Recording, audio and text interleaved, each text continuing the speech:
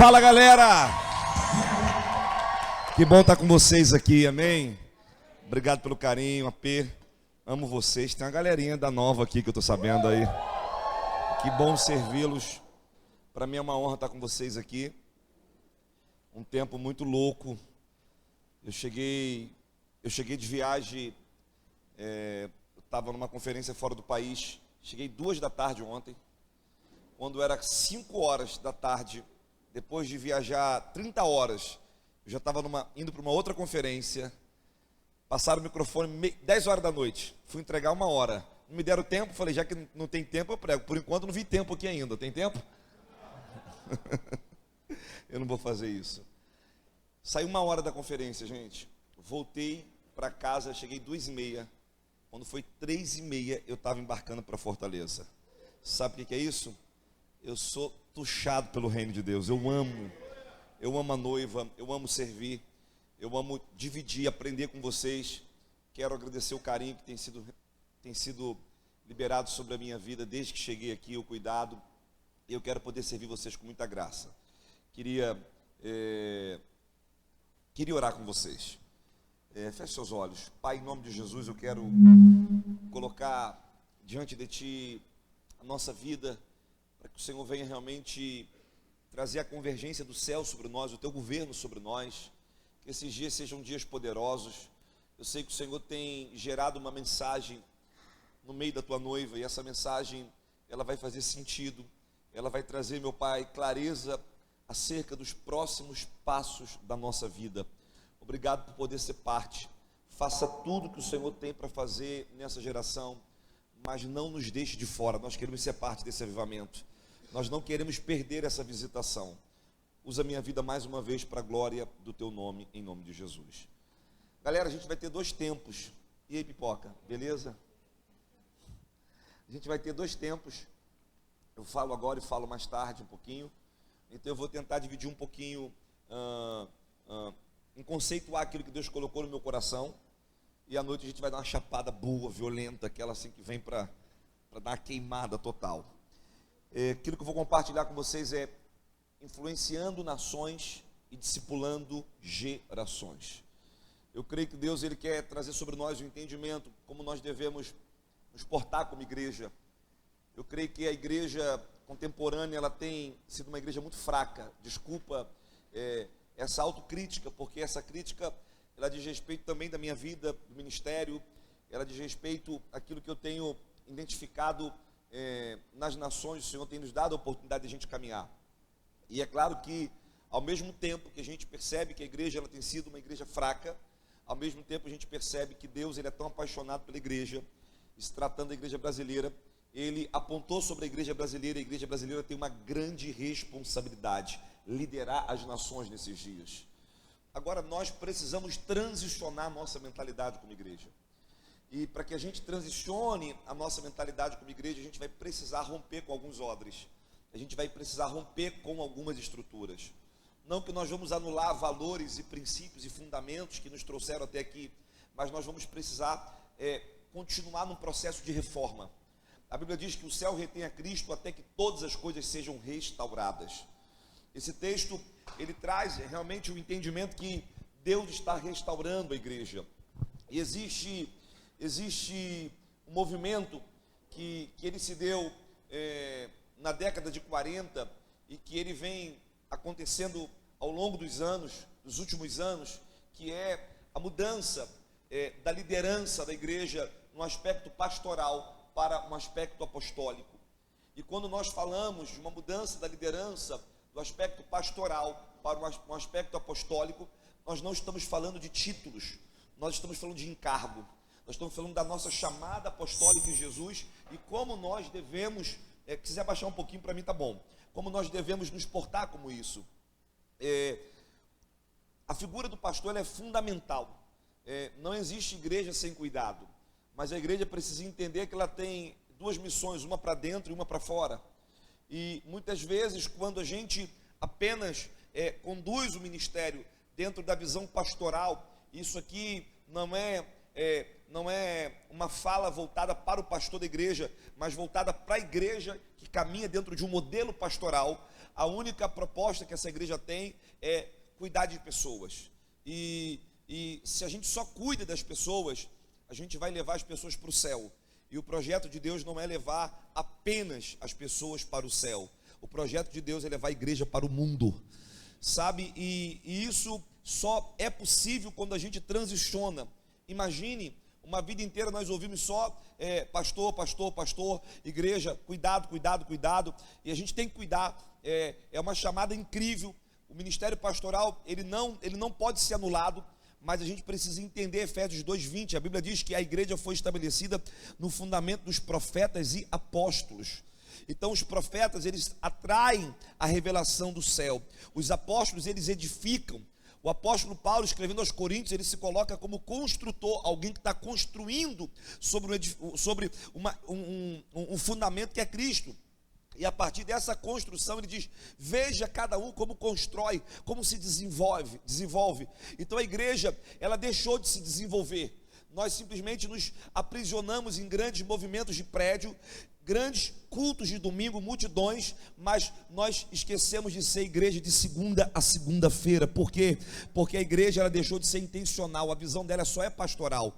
E o que o pastor quer? O pastor quer ganhar e quer reter e quer levar para a eternidade. Mas o apóstolo, ele quer desenvolver, enviar a igreja para ser igreja no mundo. O profeta, ele tem a visão do alinhamento do que o céu está falando. Os mestres vão equipar, vão treinar. O que os evangelistas vão fazer? Os evangelistas vão inspirar essa geração, vão liberar essa geração para que elas possam também cumprir a grande comissão ou mandado cultural de Gênesis capítulo 1, versículo 28. Então, eu sei que é complexo, nós vamos trocar aqui, se der tempo. Eu tenho 50 minutos? Eu tenho 1:10. Se der, eu vou abrir 10 minutos de espaço para a gente fazer perguntas, se a gente trocar, para a gente entrar bastante naquilo que Deus colocou no meu coração. E na parte da noite, a gente dá aquela chapada. Eu vou continuar essa mesma mensagem, mas numa outra vertente. Eu vou ativar essa mensagem no teu espírito, eu vou transferir esse entendimento sobre vocês. Amém ou não amém? E eu quero ler um texto muito conhecido, que a gente não interpreta ele corretamente, que é Mateus 16:16.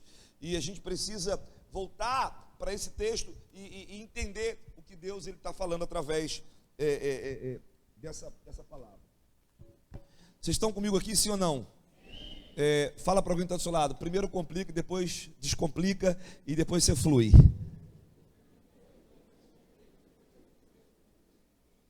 Você só tem que absorver uma coisa: Deus, Ele não quer você aprisionado dentro de 4 paredes. E você tem que entender uma outra coisa: ministério não tem a ver com microfone, não tem a ver com dança no altar, ministério não tem a ver com algum serviço que você exerce dentro da igreja. Ministério tem a ver com a vida. Então, aonde Deus te plantou, você tem um ministério, e você precisa descobrir isso. Essa foi a revelação de Deus para o primeiro governador chamado Adão. Esse primeiro governador falhou, ele não exerceu influência e não discipulou gerações. Então o que Deus fez? Deus levanta o segundo governador, biblicamente segundo Adão, e ele vem estabelecer o reino de Deus. E só que esse reino, ele se desconectou. Então existem 2 tipos de igreja, uma eclésia e uma sinagoga. Infelizmente a igreja contemporânea é sinagoga. Só que hoje Deus vai tirar a gente da sinagoga, Deus vai tirar a gente desse ambiente fechado, Ele vai abrir a nossa mente. Você vai romper em todas as esferas da sociedade. Eu estou diante de prefeitos, eu estou diante de professores, eu estou diante, de mestres, eu estou diante de advogados, políticos, enfim, pessoas que vão fluir em todas as áreas da sociedade. Amém? Me deram essa missão para falar sobre esse tema, eu vou seguir o tema. Cara, o chapadinho vai chegar lá, será que ele vai estar tuchado? Eu estou tuchado. Eu estou tuchado, mas eu amo Bíblia, gente. Eu amo Bíblia. Quem me conhece sabe que eu só vou fluir no profético se tiver uma base muito sólida. Amém ou não amém? Você está comigo aqui, sim ou não? Está comigo? Que bom. Mateus, o que eu disse? Toda vez que alguém mandar você abrir a sua Bíblia, o que você faz? O que você faz quando alguém manda você abrir a Bíblia? Só isso? Pode ser mais. Tem que ser mais, gente. Tem que dar um grito. Bíblia é tudo na nossa vida. É lâmpada para os nossos pés. Respondeu Simão Pedro e disse: Tu és o Cristo, filho do Deus vivo. Então Jesus lhe afirmou: bem-aventurado és, Simão Barjonas, porque não foi carne nem sangue que tu revelaram, mas o meu Pai que está nos céus. Também te digo que tu és Pedro, e sobre esta pedra edificarei a minha igreja, e as portas do inferno não prevalecerão. E as portas do inferno não prevalecerão contra ela. Dar-te-ei as chaves do reino dos céus, e o que ligares na terra será ligado nos céus, e o que desligares na terra terá sido desligado também nos céus.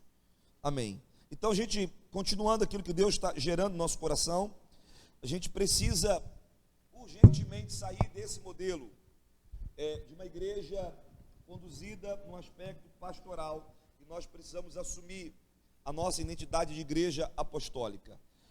Então eu estou falando dos 5 ministérios de Efésios capítulo 4, e quando a gente fala dos 5 ministérios, nós não estamos falando sobre títulos. E infelizmente desde a década de 40 a igreja ela vem transicionando, ela vem descobrindo, ela vem percebendo que ela precisa retomar o que está em Efésios capítulo 4, porque Jesus disse que os 5 ministérios, apóstolos, profetas, mestres, evangelistas e pastores, eles foram dados para edificação e aperfeiçoamento da igreja.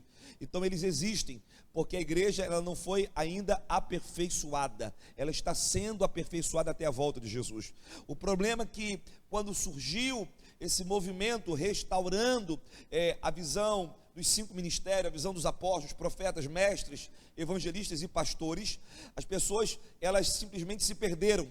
Achavam que se tratava de título, e não se trata de título, se trata de encargo, responsabilidade, chamada, dom ministerial. E esse dom é para quê? É dom para servir a igreja, equipar a igreja, fazer com que a igreja seja edificada e cumpra o seu papel. E aí, a gente sabe que, infelizmente, as pessoas se perdem, não porque querem se perder, porque muitas vezes nós somos mal instruídos. E isso não é culpa minha, não é culpa do seu pastor, isso é culpa de uma geração que após outra, que as coisas não vão ficando claras. Eu também não estou transferindo responsabilidade para ninguém, e nem estou aqui desmerecendo uma geração passada, pelo contrário, eles foram corajosos de trazer esse entendimento e começar esse processo de renovação. Só que nós simplesmente nos paramos no meio do anel, paramos no meio do título. Só que é muito mais do que o título, é uma responsabilidade, é um encargo.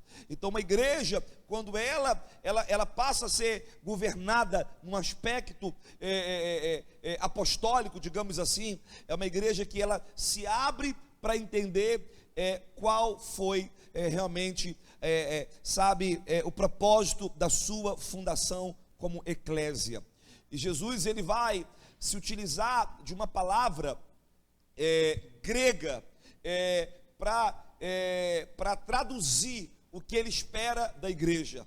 A palavra eclésia que aparece para a gente a primeira vez aqui na Bíblia, em Mateus 16, é uma palavra grega que ela tinha como significado a reunião de pessoas comuns na porta da cidade, legislando, ditando regras, influenciando a política, influenciando a economia, pessoas que estavam ali para, influenciar o mundo com as suas decisões. Então o que Jesus faz? Jesus pega os seus discípulos que estão sendo treinados uma vida inteira, e eles agora vão ter um conhecimento mais amplo, o porquê desse treinamento, o que Deus espera com todo esse discipulado de quase 3 anos, e Jesus os leva para um lugar chamado Cesareia de Filipe, e Cesareia de Filipe estava estabelecida como uma base do império. Ali o imperador, ele dá ao seu filho a condição de se estabelecer socialmente, politicamente, economicamente, e a partir daquela base em Cesareia de Filipe, toda a cidade ou as cidades circunvizinhas começam a ser influenciadas por aquele domínio.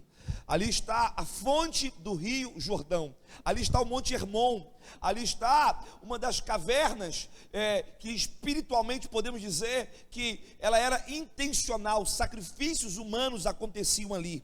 E Jesus, ele pega os seus discípulos e leva naquele ambiente e diz: é aqui que eu quero a minha igreja. E se a minha igreja estiver aqui, as portas do inferno não vão prevalecer. Mas se a minha igreja sai desse ambiente, o inferno prevalece com as suas políticas, com as suas decisões, com tudo que está acontecendo nos nossos dias. Por quê? Porque a igreja não está ocupando o seu lugar na sociedade. E se a igreja não ocupa o seu lugar na sociedade, sabe o que acontece? O inferno, ele vai prevalecendo. Por isso hoje tem ideologia de gênero, por isso hoje a gente tem, sabe, inúmeras tentativas de aprovar o aborto. A gente tem hoje problemas seríssimos na nossa política, nos aspectos morais. Por quê? Porque a igreja saiu desse ambiente chamado Cesareia de Filipe, aonde a eclésia foi estabelecida, e ela se trancou dentro de uma sinagoga. Ela ficou ali ensinando e limitando a sua atuação. Mas Jesus disse: não, eu quero vocês aqui na porta da cidade, eu quero vocês influenciando as nações, eu quero vocês discipulando gerações. Eu tenho uma chamada para vocês. O lugar da igreja é aqui que eu trouxe. Por quê? Porque é na fonte, porque quando a fonte é preservada, o rio não é contaminado. Então Jesus leva os discípulos aonde? Na fonte do Jordão, porque ele tinha que preservar a fonte. Quando a fonte está contaminada, esse rio vai descendo e as pessoas vão se perdendo. Aonde as pessoas se batizam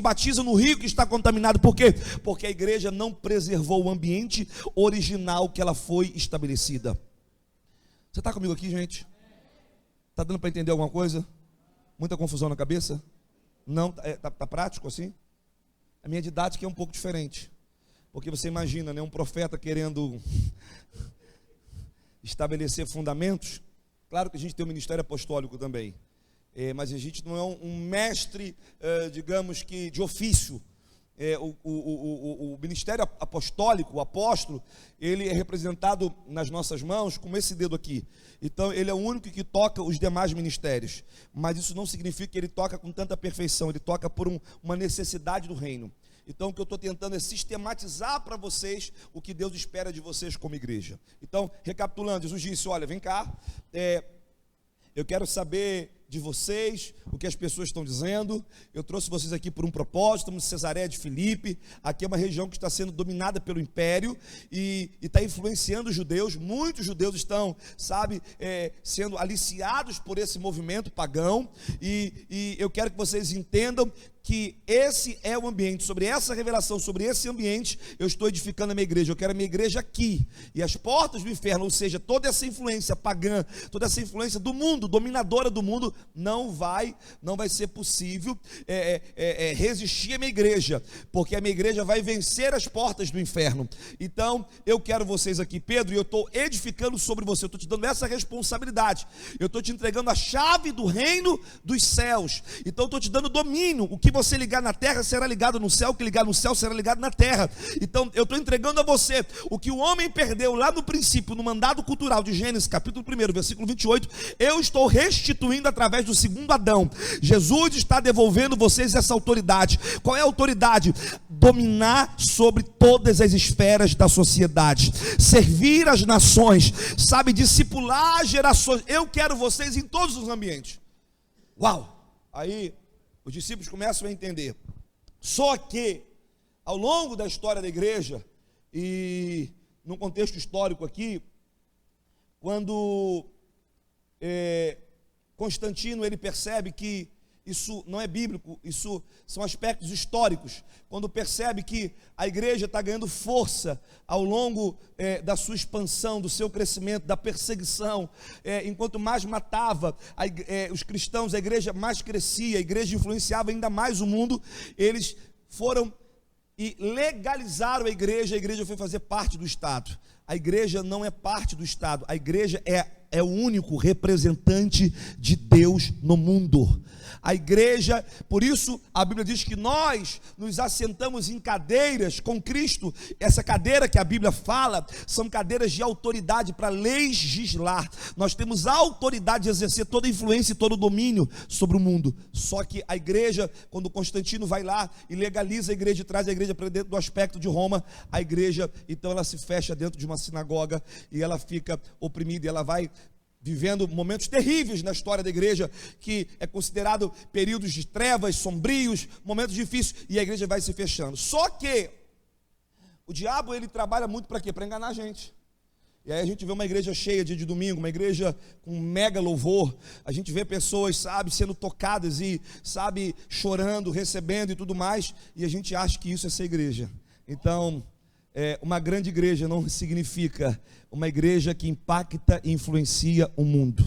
Deus não tem problema que sejamos uma grande igreja desde que nós cumprimos o nosso papel. Eu estive agora na Bethel e sabe por que eu fiquei apavorado?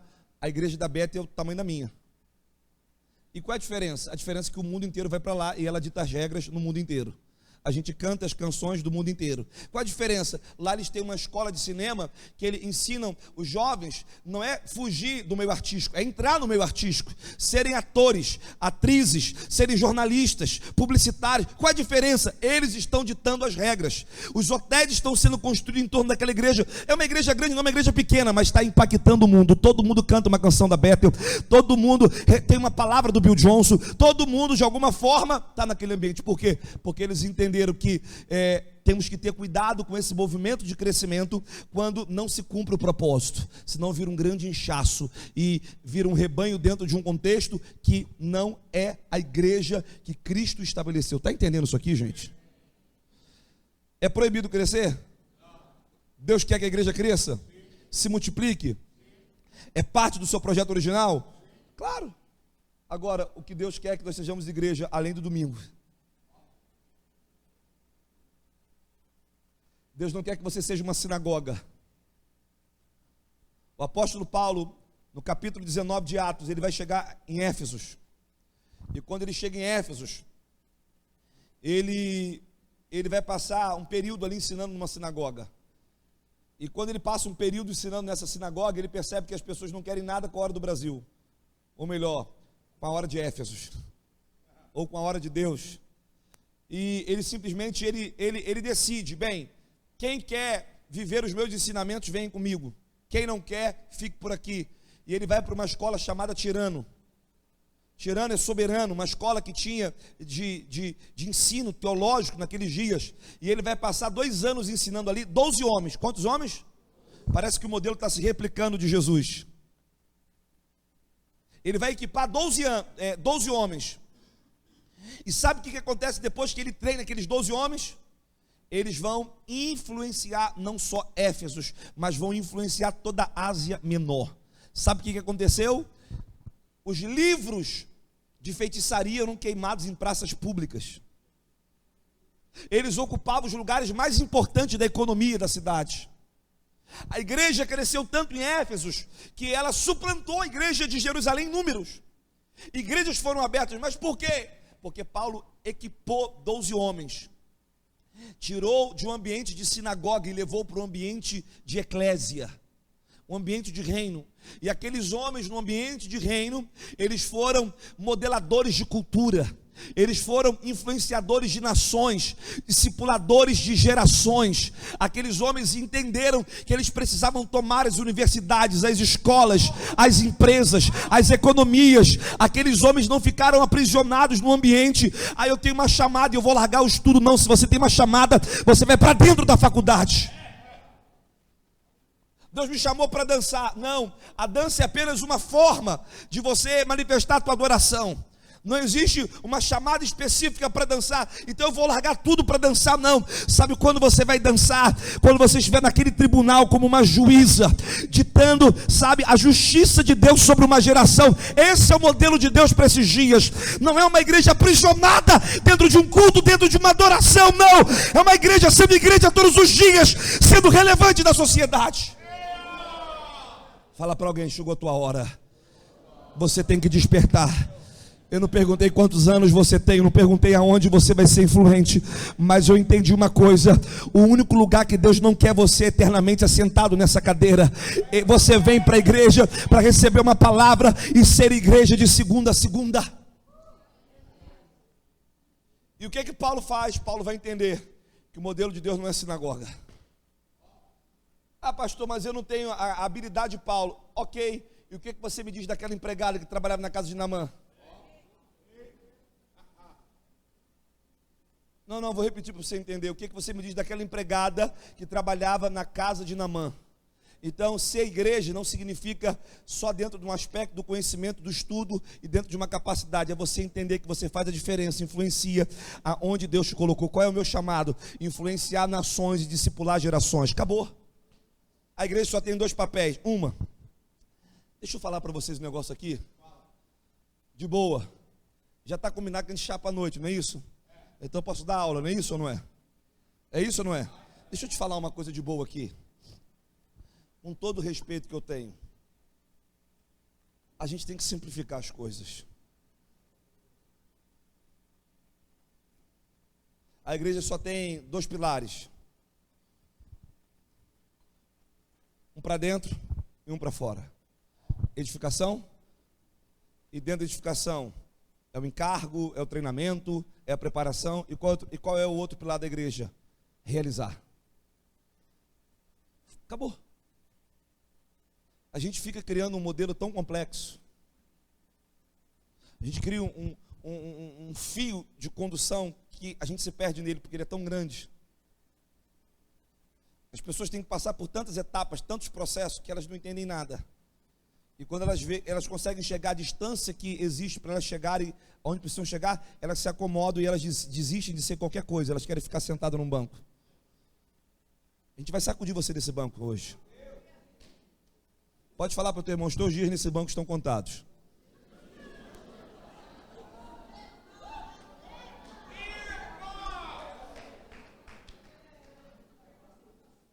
Eu fui um que criei tanta coisa, é tanto processo, que as pessoas se perdem no processo. É igual que você pega a cebola, você fica batendo tanto cebola que você não tem mais cebola para botar no molho. Triturou tanto. Não. Igreja, equipar, treinar, trazer o entendimento. Ah, pastor, mas com quantas pessoas eu vou ter? Não importa. Paulo começou com 12 em Éfeso. E ele chegou lá, tinha uma galera, tinha muita gente. Só que tinha muita gente que queria ficar presa àquele sistema. Por quê? Porque ninguém quer se comprometer. Nesse momento, quantos jovens estão morrendo?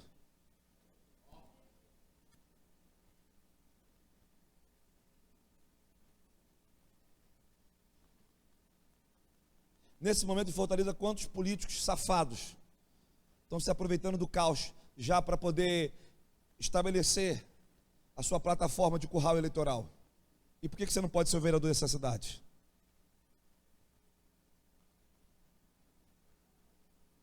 Por que você não pode ser o secretário de saúde, de educação? Tá bom, é muita coisa para você, porque você se vê a partir das suas limitações, você não se vê pelo olhar de Deus? Porque você tem uma visão deturpada de quem você é. Por isso eu disse: você é Pedro. Eu sei quem você é. Você não é Simão, você é Pedro. Então eu sei quem é você. Você é uma pedra importante, que eu vou edificar o meu reino. Você não é a pedra principal, mas você é uma parte. Esses dias eu ilustrei para a minha equipe sobre a visão global. Cada um de nós temos uma peça do quebra-cabeça. Só que o quebra-cabeça do reino de Deus está comprometido porque você não está pegando a sua peça e colocando no lugar certo. Eu quero ir para o culto para chapar. Eu também. Vamos chapar. Eu quero a presença. Eu também amo a presença. A gente não está desclassificando pelo contrário. Não, eu amo. Agora, o que eu vou fazer com tanta presença? Você nunca está tão cheio até que você transborde. Não, você não entendeu o que eu disse. O maior exemplo que você está cheio é quando a água começa a escorrer para fora. Eu estou cheio. Não está não, que se tivesse a água está transbordando. Uma coisa é carregar a presença, outra coisa é manifestar a presença.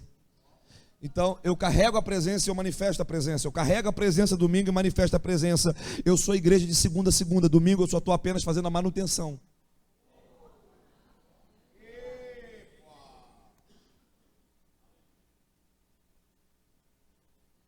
Pastor, mas eu não tenho a personalidade. Deixa eu te falar uma coisa. Não confunda as coisas. Personalidade Deus muda, temperamento Deus usa. Não entendeu? Eu vou te explicar. Extrovertido, introvertido. Eu sou mais fechadão. Eu não tenho essa habilidade. Ei, Deus usa cada um de um jeito. Então para de dar desculpa. Se você não consegue profetizar dessa forma que eu profetizo, profetize com cartas, mensagens, pintura. Profetizo com a sua educação, tirando o lixo do seu vizinho. Ele vai falar, cara, que mulher doida é essa? Ela passa todo dia aqui na minha casa e limpa meu lixo. Fala, eu sou uma profeta de Deus. Eu estou cuidando do reino de Deus, eu estou influenciando as nações, eu estou discipulando gerações. Experimenta capinar o quintal do teu vizinho se ele não aceita Jesus. Talvez ele não aceitou porque você não capina nem o teu.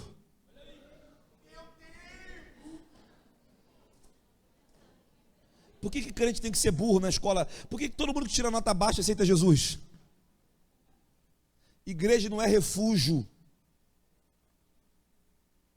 Igreja não é esconderijo. Igreja é um ambiente de edificação, de equipar os santos, de treinar essa galera. Eu já estou vendo você voando dessa cadeira, influenciando. Deixa eu te falar. Não adianta você chegar lá no teu bem de trabalho e falar para o cara, chamando Orobacandarabas, ele não vai entender nada. Você tem que acordar, cara. Você pode ter até uma palavra de sabedoria, de conhecimento.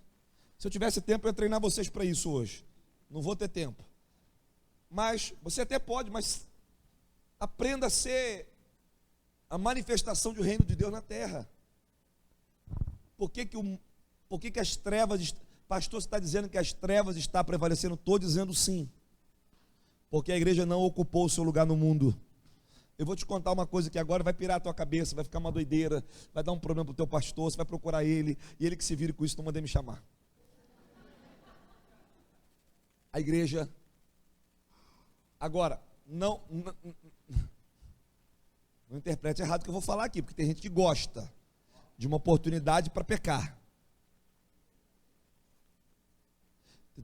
Tem gente que gosta de pegar uma palavra solta para edificar as suas mentiras.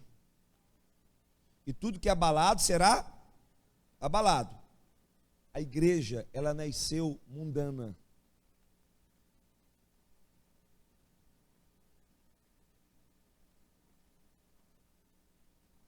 Vou explicar para vocês, claro. Essa cara de pamonha, de tapioca, não vai ficar assim. Eu já vi a cocada ali que Alex falou que tem uma cocada aí. Rapaz, você tinha que mandar logo o Alex me pegar.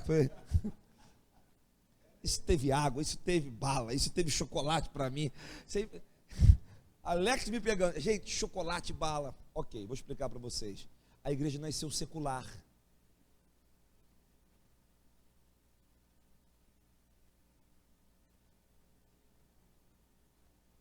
Não é profana. Não confunda, não é imoral, não é mundana na conotação de práticas que comprometem os nossos valores e princípios, mas ela nasceu numa esfera da sociedade de reinar sobre o mundo, governar sobre o mundo. Agora, sabe qual é o nosso problema? E aí, vou bater em nós dois. Tem problema não? Chamou a gente aqui, a gente vai bater na gente. Eu não faço vista grossa nem para mim. O problema é que quando eu ouvi, Deus vai fazer a igreja ganhar o mundo, eu peguei minha espada e falei, vamos tomar o mundo. A visão para tomar o mundo não é triunfalista. A visão para tomar o mundo é bacia e toalha na mão para servir as pessoas. Eu não estou falando que nós não podemos fazer atos proféticos, Deus marchar na cidade, profetizar. Eu não estou dizendo que a gente não pode usar a expressão, vamos tomar o mundo. Não é errado usar essa expressão. Errado é usar essa expressão e manifestar autoritarismo sobre o mundo. Como é que a igreja ganha o mundo? Servindo o mundo. Eu fui no Nordeste, aqui no Ceará, numa cidade chamada Missão Velha. Alguém já ouviu falar? Rapaz, eu fui dar palestra, eu fui servir. Então todo ano eu tenho a minha semana missionária. O que é? Eu pago minha passagem, eu pago a minha hospedagem, eu invisto meus recursos, os recursos do meu ministério. O senhor só faz missão uma semana? Não, mas essa especificamente, eu saio no contexto das minhas agendas, digamos assim. Missão a gente faz todo dia, mas eu saio das minhas agendas, que eu estou sempre indo em algum lugar, porque alguém está pagando a minha passagem, alguém está me convidando. Essa eu me convido para pregar. Então eu sou um voluntário. Eu fui dar palestra em todas as escolas dessa cidade, na parte da tarde. E professores homossexuais, daquele partido vermelho, nada contra. Não tira onda comigo, todo mundo já teve um pezinho lá. Não tira onda. Todo mundo tem. Todo mundo, inclusive eu. E aí eu fui. E todo mundo me agradeceu. Eu falei, você me agradecendo por quê? Cara, você não falou de religião. A igreja tem um discurso que fere o mundo. Eu fui dar palestra, falar sobre o quê? Suicídio, motivação, falar sobre profissão, publicidade, mundo virtual. Aí no final eu falava, deixa eu fazer uma pergunta aqui. Quem está com crise de identidade aqui, levanta a mão, sem saber qual é o próximo passo da vida? 80% dos jovens. Ok, quem aqui por causa dessa crise já pensou em sumir de casa? A gente começa assim, quem já pensou de repente, sabe, passou pela tua cabeça tirar a própria vida? Quem já até tentou? 50% dos jovens. Eu falei, eu queria te ajudar. Eu queria fazer uma oração que eu fiz pela minha vida. Aí eu vou lá. Então um dia eu estava assim, peguei uma arma, botei na minha cabeça, queria tirar minha vida sem perspectiva, tal. E Jesus entrou no meu coração. Os jovens tudo chorando, entregando a vida para Jesus. Por quê? Porque eu fui lá para servir. Eu não fui lá para impor. Ok, gente? Tudo bem? Vocês estão vivos aqui? Então, a visão não é triunfalista. A visão é, nós vamos dominar o mundo, nós vamos influenciar o mundo servindo. Cara, tem tanta coisa boa para a gente fazer aqui. Foi me falado que nós estamos com um problema seríssimo nos hospitais da cidade. Sim ou não? É porque os crentes não estão curando as pessoas.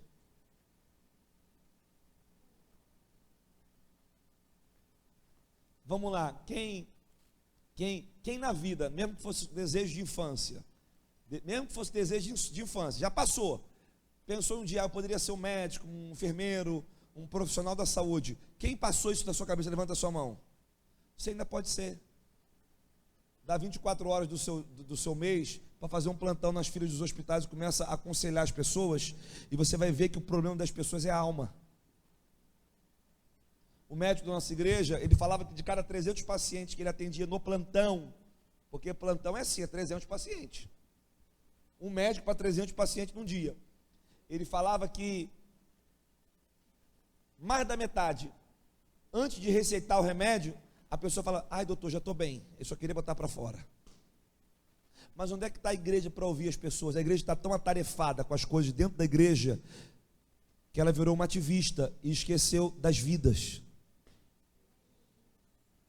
Não é sobre trabalho, é sobre pessoas.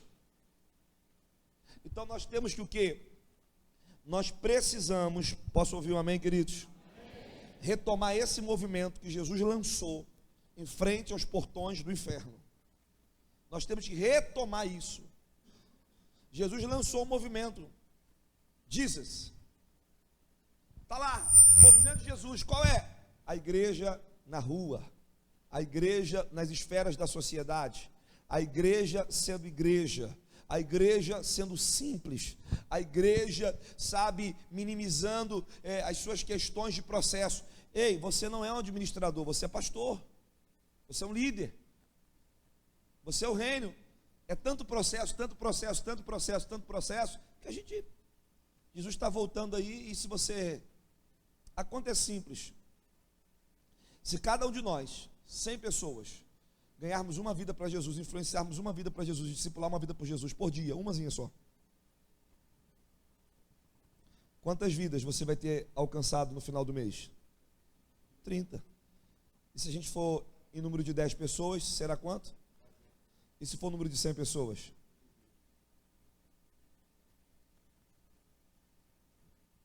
Tá bom, e no final do ano? Eu não sei nem fazer essa conta. 3 vezes 10, 30, 36 mil.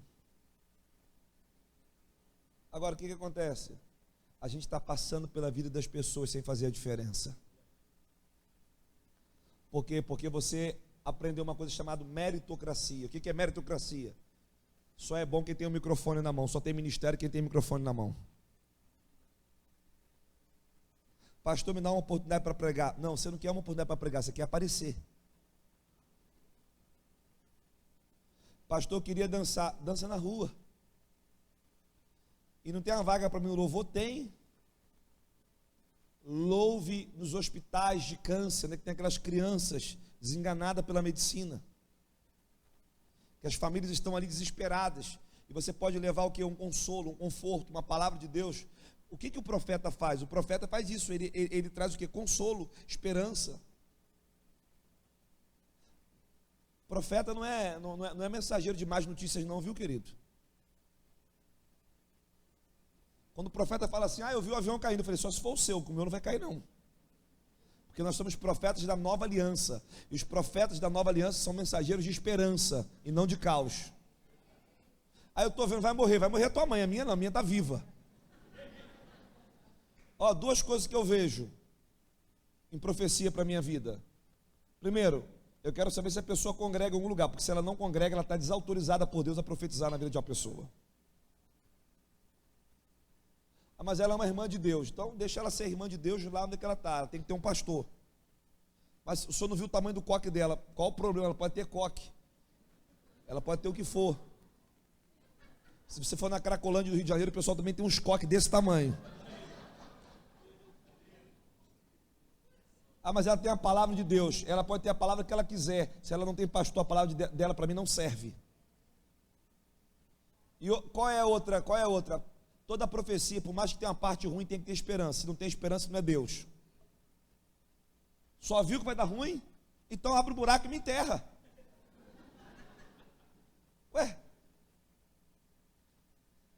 Eu quando era novo, tinha uns profetas que via minha cara assim, de novinho, há muitos anos atrás, né, gente? Estou com 38. E aí eu com 18 anos, vigia, eu vi a pombagira, falei, minha filha, você não viu minha esposa, só viu a pombagira? Não apareceu a esposa na sua visão?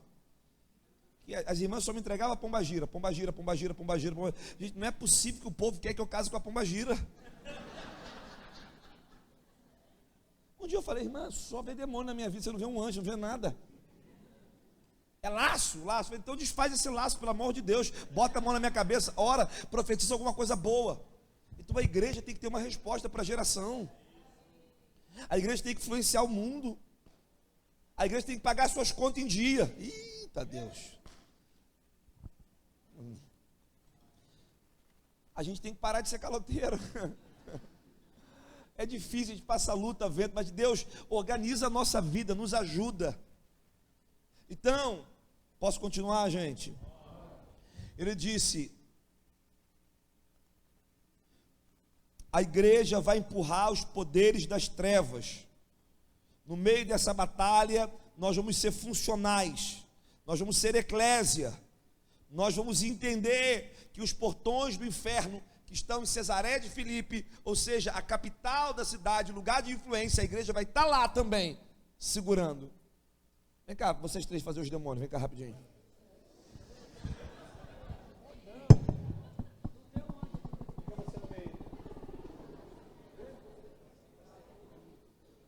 Irmão, toda igreja tem alguém que representa o diabo, não tem jeito. É isso aqui, ó. Abre o braço aí. Fica pra frente. Vai, do lado do vizinho. Junto, fica aqui. Você não vai me abraçar sozinho, não. Sou casado, eu. Abraça ele, abraça. Pronto, faz isso. Bota o braço pra ele. Ó, portão do inferno, vai, ó.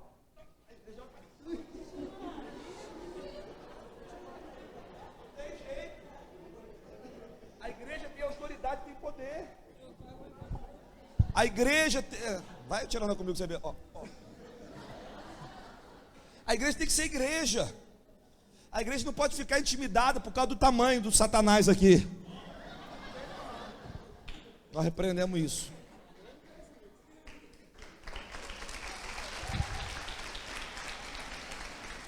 A igreja, ela precisa entender o seu posicionamento. Amém ou não amém? Os moradores daquela região, eles ofereciam sacrifício ao Deus de cabras, Pan. Os moradores daquela região, durante o tempo que Jesus acreditava que a caverna e a água da nascente de Cesareia de Filipe criariam um portão para o submundo. Eles acreditavam que sua cidade estava literalmente nos portões do submundo, que era o gênese do termo portões do inferno. Então, o mundo, ou seja, a sociedade, as nações, As gerações, elas estão aí. E a gente está onde? Aqui dentro. Aqui dentro. O que a gente precisa? A gente precisa mexer no nosso entendimento sobre a expansão do reino de Deus. A gente precisa entender que cada um de nós somos a igreja e que precisamos estar no corpo sim para edificação, porque alguém é o olho que você não tem ou o ouvido que você não ouve, mas de forma individual ou coletiva nós precisamos o quê? Resistir essa influência dos portões do inferno, e nós não estamos resistindo. Por que os nossos jovens hoje, eles não gostam de autoridade espiritual, eles não gostam de se envolver com questões sociais? Quando se envolve, eles estão mais do outro lado do que do nosso lado. Sim ou não? Vai conversar com um jovem sobre política, ele arrasa com o Bolsonaro. Chega numa faculdade, vai falar, vai chegar na faculdade, na UF, no Rio de Janeiro, e falar sobre o Bolsonaro lá. É Satanás em pessoa. Que em particular, eu acho que tem muitas características complexas, mas tem valores importantíssimos, dentro de um contexto moral, principalmente para a igreja. Só que os nossos jovens não conseguem mais chegar a isso. Por quê? Porque eles foram discipulados por quem? Não, vou falar uma coisa que vai doer para o nosso coração. A gente não discipula nossos jovens, não. Porque os professores passam mais tempo com eles do que a gente. O erro não está em você, nem está em mim. O erro está na igreja, que ninguém quer ser mais professor porque ganha pouco. Aí os ativistas de muitas áreas, de muitos grupos, eles decidiram ser professores. Aí os nossos jovens, dentro das escolas, desse ambiente, quem que mentoria ele? Não é o pai e a mãe, o professor passa mais tempo. E tem uma capacidade, uma didática de convencer. Rapaz. E eles são defensores. Por quê? Porque a gente não quer mais ocupar o quê? A educação. Quem quer ser professora de alfabetização, levanta a mão aqui. Uma mão só que levantou. Você vê. Como é que... Alfabetização, primeiro passo do conhecimento. Se nós não estamos no primeiro passo do conhecimento, que dirá assumir reitorias de universidade? Que dirá? Quem quer ser reitor de uma universidade? Levanta a mão. Mas começa ensinando na primeira série, pelo menos. Começa estagiando numa escola, começa influenciando no ambiente acadêmico. Então a gente tem um problema seríssimo. A nossa chamada, gente, eu estou quase finalizando. A nossa chamada, ela é para influenciar nações, discipular gerações. Esse é o papel da igreja. Agora a gente não vai conseguir fazer isso aqui dentro. Aqui dentro a gente vai treinar e vai equipar, a gente vai fazer isso lá fora, em todas as esferas da sociedade. Se uma menina falar aqui na igreja que ela quer ser modelo, as irmãs mais antigas falam assim, Satanás está na vida dela. Ela é sedutora, eu vi o espírito, você não viu nada, é tudo complexo da tua vida. Lá no passado você queria ser, mas você não conseguiu. Você queria ser a Xuxa, virou a Hebe.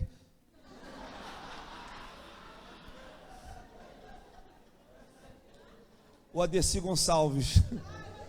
Aí, eu fui pregar numa igreja em Londres.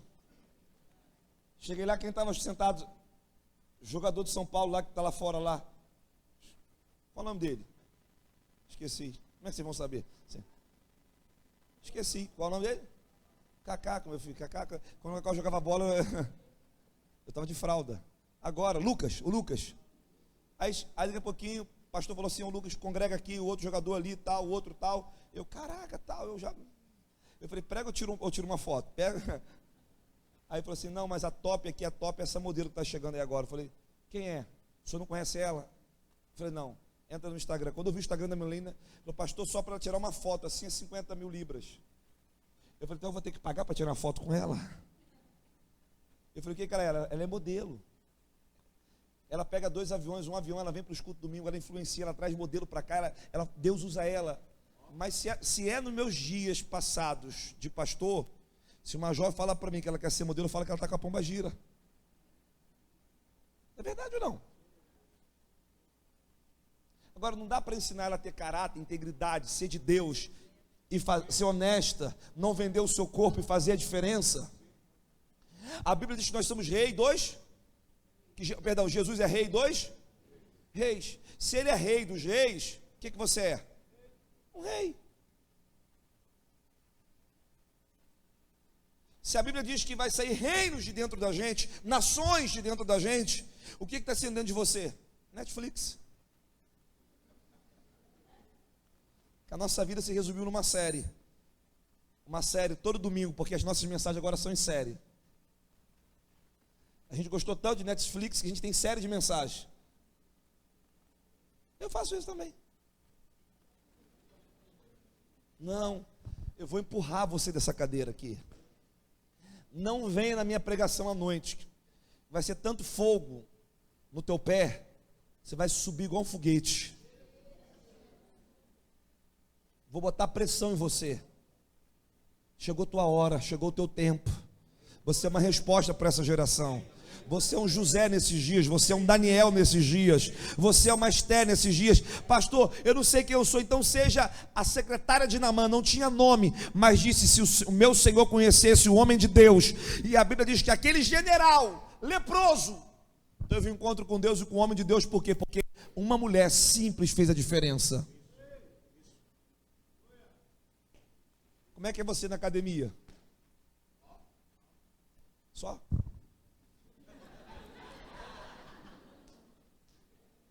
Pastor, não pode. Você deve ir para a academia, mas faça a diferença. Outra coisa aqui, rapidinho. Gente, eu não estou vendo o relógio, meu relógio aqui é escuro, não consigo enxergar aqui. Como é que está aí? Tem 5 minutos ainda? É? Ah, não comecei 3h30 não. Pastor, seu cabelo está bonito, hein, pastor? Estou com a inveja, hein?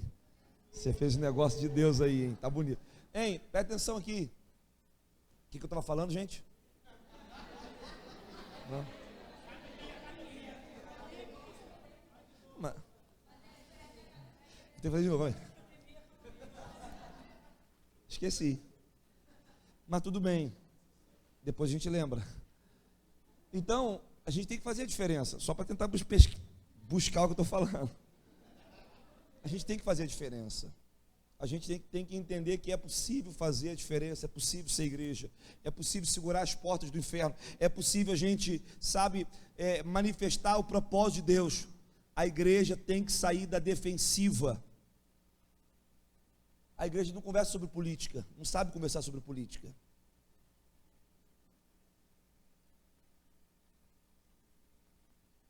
Qual o problema de falar sobre política? Dá para falar de políticas públicas, não é políticas partidárias que nós estamos falando. Gente, ser ignorante, não vou falar de partido não, vou falar do que a nação precisa. Hoje, por exemplo, tinha que ter um fórum para falar de segurança pública hoje, para tratar desse problema. A igreja tem que ser uma resposta, a igreja tem a solução. Eu vou te contar uma coisa, que quem tem a solução para o mundo é a igreja. Ninguém mais tem a solução do mundo. Em 2009, quando o Ministério da Segurança quis entrar no Rio de Janeiro, em todas as favelas, sabe quem que eles chamaram? Não foi um antropólogo, não foi sociólogo, chamaram um pastor, eu. E aí, na época, o que nós queríamos era ser parte do projeto como igreja. Eles falaram para mim, não, nós não queremos a igreja, queremos você. Você tem uma linguagem que entra dentro das comunidades. Eu fiz o Ministério da Justiça entrar em 18 favelas do Rio de Janeiro que ninguém entrava, era um campo proibido, porque Deus capacitou a igreja para entrar em lugares específicos, e você vai entrar através das artes, da educação, da política, da economia. Quando você vê um homem rico na igreja, glorifica a Deus. E se você vê ele perto do seu pastor, não fica com inveja, não, nem acha que o teu pastor está perto dele porque tem dinheiro, não. Seu pastor está discipulando alguém da economia. E aquele homem vai gerar emprego, aquele homem vai ganhar gente. Ai, pastor agora mudou de visão, só está perto de gente que tem dinheiro. Não, está discipulando como discipula qualquer pessoa. Não pensa você que o pobre tem que ser mais amado que o rico e o rico mais amado que o pobre. Todo mundo é igual. Então, que venham os empresários para ser discipulado pela gente. Que se levante empresários. Eu quero treinar empresários. Eu estou com uma loucura na minha cabeça. Vou voltar para o Rio de Janeiro agora. Eu falei que eu quero uma escola de arte na nossa igreja. Não é balé comunitário para as crianças carentes só isso, não. Eu quero ver bailarina, atriz, diretor de TV. Eu quero ver diretor. Eu quero. Por que não, irmãos? Só assim. Por que tem tanto filme ruim? E por que os filmes evangélicos só é ruim, irmão? Mal produzido. Pouco personagem, pouca produção. Fala aí. A gente chora dos filmes evangélicos porque tem um roteiro, tem uma história. Mas a qualidade do filme... Amém ou não amém, gente? Amém? Fala para o seu irmão, onde é que Deus quer você? Pergunta para o seu irmão, onde é que Deus quer você? Então é por isso que a maioria das igrejas megas não tem influência na sociedade. Como é que pode uma igreja que tem 5 mil membros, 10 mil membros, não mudar a história da sua cidade? Então, apóstolo Paulo pegou 12 homens, treinou 12 homens, equipou 12 homens, foi para Éfeso. Durante todo o dia ele pregava o reino. Se você pegar o livro de Atos, capítulo 20, você vai ver que a mensagem do apóstolo Paulo era o reino. Ele ensinava em casa, ensinava no templo. Por que ele ensinava em casa? O que significa esse termo? Ele ensinava as pessoas a serem igreja dia a dia. E o que aconteceu com essa igreja? Ela tomou o mundo. Você tem noção o que é você mexer na política de uma cidade? Você mexer na cultura de uma cidade? A igreja de Éfeso fez isso, cara. Ela não se trancou numa sinagoga, ela foi ser igreja. Você tem noção? Em 3 anos, Paulo sacudiu a cidade de Éfeso, que era a capital, era a influência econômica do mundo, da Ásia. Mas por quê? Porque ele pregou o reino de Deus. Amém? Então, diga para o seu irmão, seu chamado: influenciar nações, discipular gerações. E você não vai fazer isso só dentro da igreja. Não vai mesmo. Não vai mesmo. Deixa eu te falar uma coisa. Se a gente não se ocupar da nossa chamada, o governo de Deus não será estabelecido. Se a gente... a Bíblia diz em Efésios 3:10, para que através da igreja a sabedoria de Deus pudesse agora ser conhecida pelos governantes e autoridades nos lugares celestiais. Então, quem é que vai manifestar a sabedoria de Deus? A igreja. A palavra grega para sabedoria é sofia, que tem a ver com sabedoria para governar a terra. Então a igreja tem sabedoria para governar a terra. Deus deu à igreja essa sabedoria de influenciar. Agora, qual é o problema? Não é o problema dessa igreja, nem é meu, graças a Deus. Quando um pastor se encontra com política, ontem mesmo eu estava pregando e eu falei, eu quero orar pelos políticos, na conferência de jovens. De repente se levantou jovens querendo ser políticos. Eu fiquei apaixonado. Aí de repente veio o irmão e falou, cara, eu sou homem de confiança do prefeito, queria que o prefeito tenha um tempo com você na cidade que eu fui. Ótimo.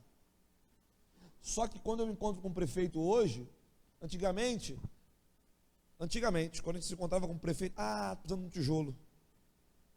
Então numa obra, vai ter um almoço lá na igreja, dá para arrumar um palanque. Mendigo.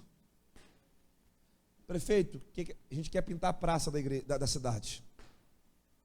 Imagine vocês pegando a praça ruim aqui, e cada um dando 100 conto, que não é nada, não é dinheiro nenhum. Porque se 100 conto é dinheiro para você, muito dinheiro para você. Você está mal.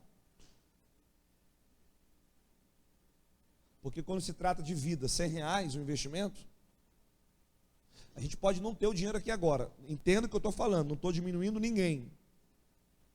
R$100 muda a tua vida? Então, meu filho, vem cá que eu vou mudar a tua vida agora. Eu vou te dar os R$100. Posso dar para todo mundo que está aqui. Como eu vou fazer, eu não sei.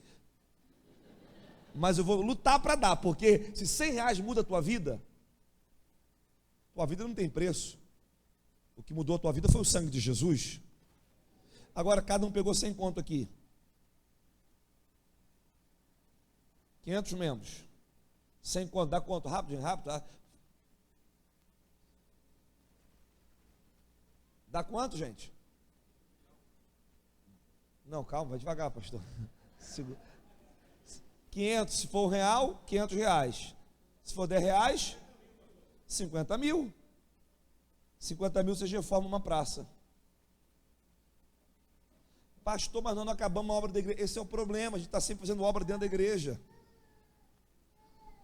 Vocês estão entendendo o que eu estou falando aqui? Você quer ver você entrar numa escola, pega a escola que tem o maior número de alunos e fala assim, diretor, nós vemos aqui, nós vamos reformar a escola todinha, pintar tudo. Vamos reformar.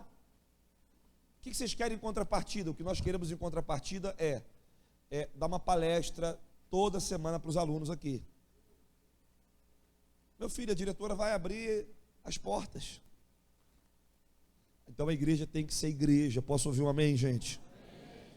Diga para alguém, a igreja é a única entidade chamada por Deus para representá-lo, lidando com as vastas complexidades desse mundo. Nós somos solucionadores de problemas. Diga para o seu irmão, você é uma chave que abre um cadeado. Isso é uma resposta. Nós somos uma resposta. Se a gente começar a entender isso, acabou. Amém, gente? Fica de pé para a gente dar uma chapada.